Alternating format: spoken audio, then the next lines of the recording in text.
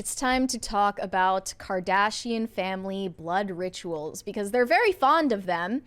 Kourtney Kardashian recently confessed on an episode of The Kardashians that she is keeping vials of her own blood as a gift for her husband, Travis Barker. This is just a thing they do. This is their version of normal. I think they put a clip of it in the clip of the show in the article. If you got copyrighted the last time. You don't want to mess with them. Nope. You don't want to mess with them. Okay. But yeah, Kourtney Kardashian keeps vials of her blood as a gift for Travis Barker. She was putting together a scrapbook for the birth of her first baby, and she had these vials out. And at their joint bachelor party, Travis Barker gave his blood to Kourtney, and she is giving her blood in return. It's just to have each other's. It's very Billy Bob Thornton and think they hang out with Megan Fox and MGK? All right, so hear me out here. You had me thinking that this was going to be like spirit cooking, like Clinton email dump kind of blood rituals. But hear me out. It's not out of the question. This is a little weird. It's not out of the question. This is a little quirky. So what Megan Fox and Machine Gun Kelly do is like she says that like they actually cut each other. Yeah, that's different. Which is also different, yes.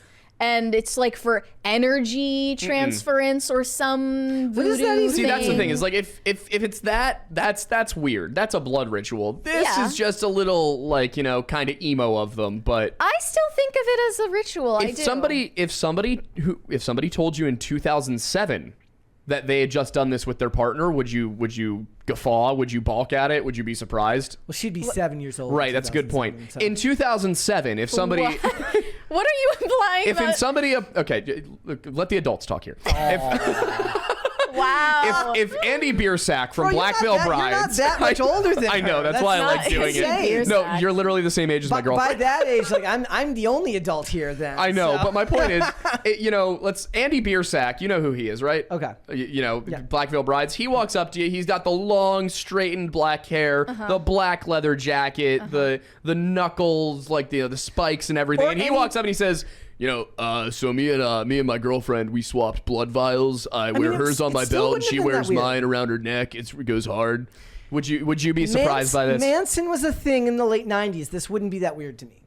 I don't know. It's weird because what's weird is that she embodies nothing of the lifestyle that you would assume would come with people that do that. It's like watching a girl come out of a Hollister after doing a blood ritual with her boyfriend. It's like a Kardashian is like corporate entertainment in a person. But think about who Travis Barker is.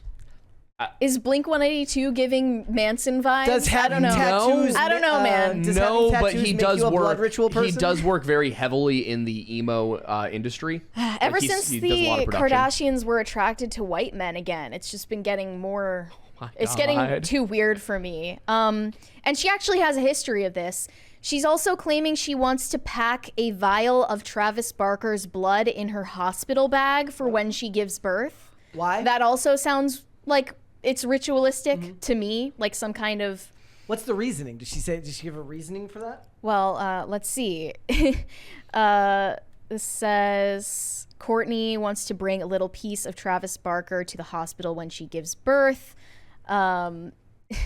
Yeah, she just said it's just nice to have each other's blood. You want to show off blood vials, and it's like... Someone's getting framed for a crime if one of them angers the other one. What do you mean? Plant his blood at the scene of a crime. Yeah, true. Yeah, I mean, she didn't really explain any of it, but she's had a habit of posting these pictures of their blood vials for years. She's done this. Like, I looked back in the history. She first posted a photo showing Travis Barker's blood vials on Instagram in June 2021.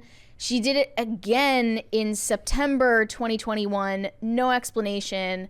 And the same time that she commented on one of his posts that she wants to suck his blood. And then another time she posted these blood vials in October 2021. Okay. So maybe they were just really into this that year. I just wonder but how it's something they still do. How does the first conversation like who initiates the first conversation that this happens and they're sitting at the dinner table? They probably just saw that Megan Fox and MGK were doing it and they were like, we could be cool and young like them even though they're all in their 40s. Yeah, I mean, think about it. You probably like had little micro trends within your friend groups and even within like your high schools, right? Like what? I don't know, just like not stuff that like went this. around. Not like stuff like this. Obviously not like this, but I'm sure there were like micro fashion trends, like wearing a certain style of like shirts that went around. We wore uniforms in my school. Oh, okay. Well, that's You weren't allowed to have these individuality traits like that. Yeah, we know. Yeah, it's just not really a thing. But nothing like this. At least she's not advertising period blood. We've got that going for us here. No period blood art. It's odd when you're making it kind of like a fertility ritual. You're bringing it to your birth. I don't know. I'm just a really big Blink-182 fan, so I'm trying very hard to justify this in my head and find a way that it's not weird. I mean, it's fine if he's a weird person. You can still listen to his music. She's just true. not. That's the That thing is to the me. weird part. She's just so. I mean, I guess is this like a testament to just how much one partner can influence another? You know what's also an option is that Kris Jenner looked at Kourtney and went, "You haven't been in the news enough lately. Do something weird."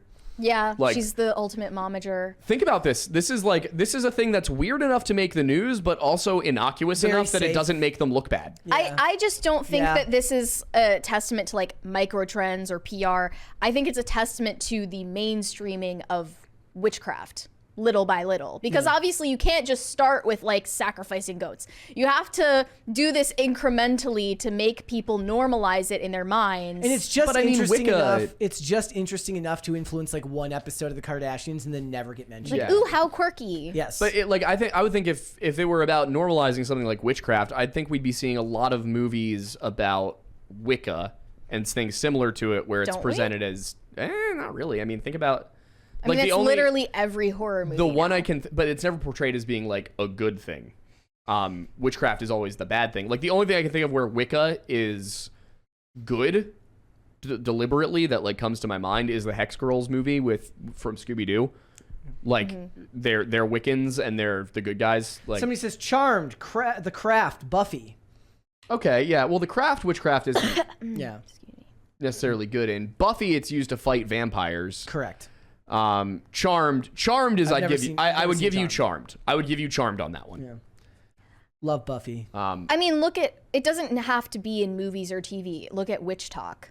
Yeah, I mean, that's a whole segment of like billions of people watching these videos about witchcraft on TikTok. Like it's a fun hobby. Oh, I would and it's like certainly- an identity. Like if being gay fell out of fashion, and then you can just become a witch. What's funny about social media trends is like it's what television shows have done for decades, meaning that you make like a procedural and every show has to do one episode that deals with Wicca where a crime takes place in like a local coven and stuff like that. So that all that is just migrated over to social media because you're not allowed to make stories about subcultures anymore because you're called a bigot if you make stories about subcultures. So it's just made its way to the entertainment you consume direct to consumer rather than somebody trying to. It's one of the reasons that I talk about all the time. Like I love the early seasons of things like the X-Files because they took a lot of big swings. It didn't always land. In fact, a lot of the times it didn't land. Or even you mentioned Criminal Minds earlier. Yeah. There's an episode where they deal with like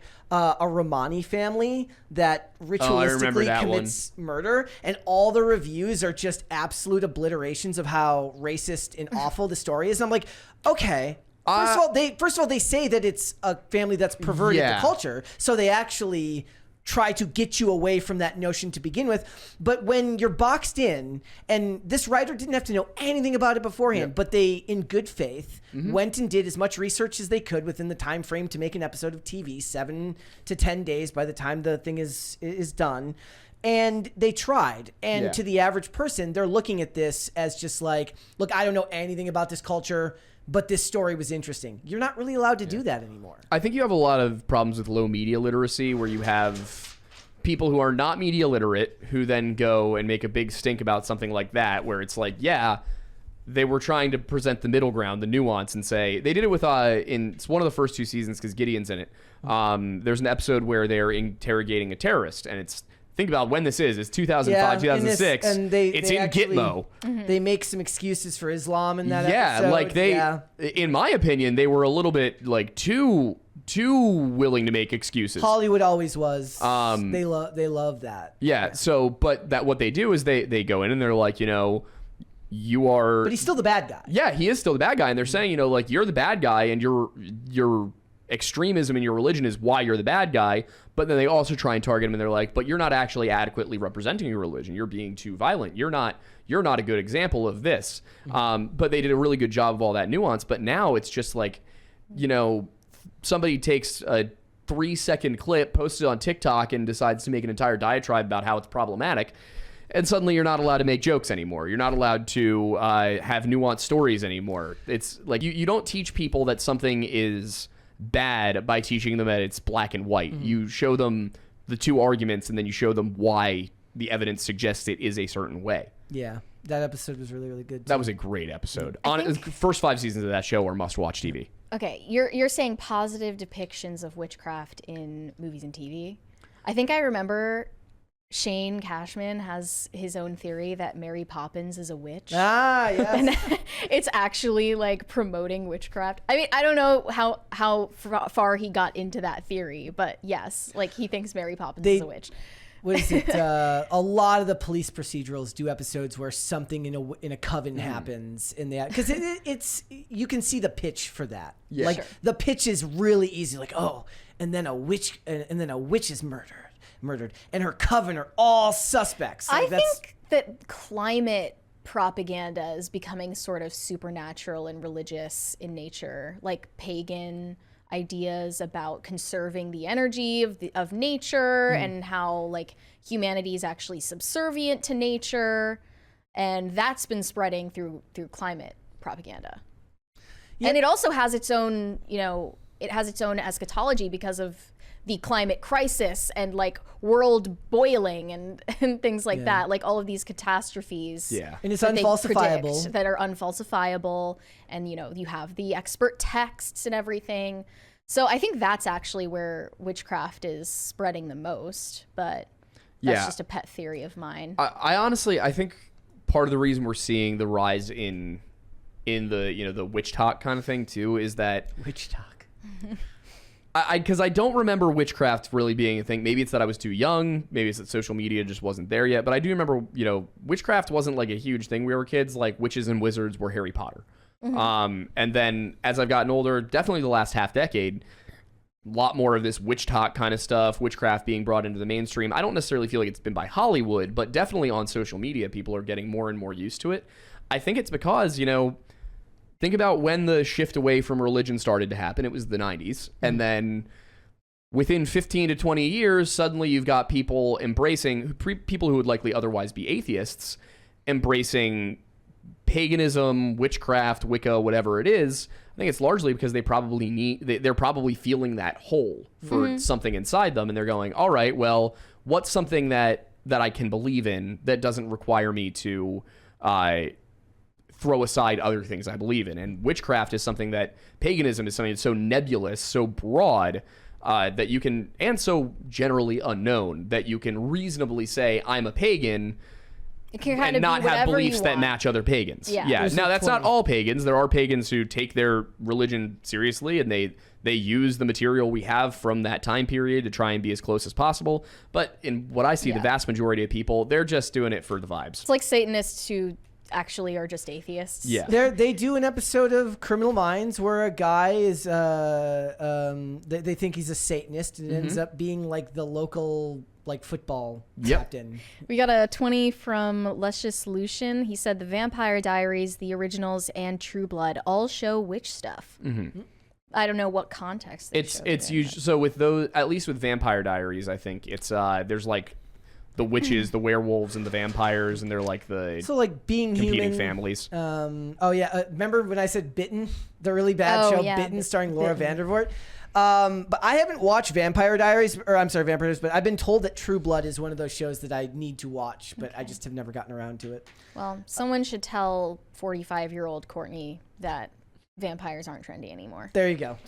Thanks for watching. Listen to full episodes of Pop Culture Crisis on Spotify. Keep up with us on social media and make sure you subscribe and ring that bell so you never miss the show. Bye, guys.